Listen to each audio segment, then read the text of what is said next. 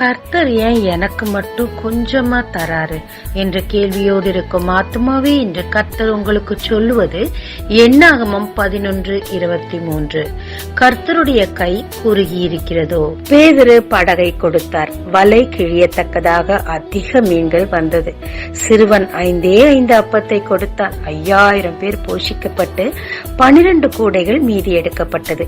ஒரு சிறு துண்டு அப்பத்தை எலியாவுக்கு விதவை கொடுத்தால் பஞ்சம் முழுவதும் அப்பமும் தண்ணீரும் குறையவே இல்லை. ஆமாங்க, நம்ம தேவன் நமக்கு எதை தந்தாலும் அபரிவிதமா தருவார். அவருடைய கை குறுகவில்லை. அப்ப ஏன் கொஞ்சமா கிடைக்குதுன்னு பாக்குறீங்களா? நம்ம விசுவாசம் குறைவா இருக்குதுங்க. அதிகமாய் தேவனை விசுவாசிப்போம், அதிக நன்மைகளை அவரிடத்தில் பெற்று அனுபவிப்போங்க. ஜெபிக்கலாமாங்க. தேவரீர் உம்மிடத்தில் திரளாய் பெற்றுக் கொள்ளத்தக்கதாக போதுமான பெரிய விசுவாசத்தை எனக்கு தாரும். இயேசு மூலம் பிதாவே, ஆமென்.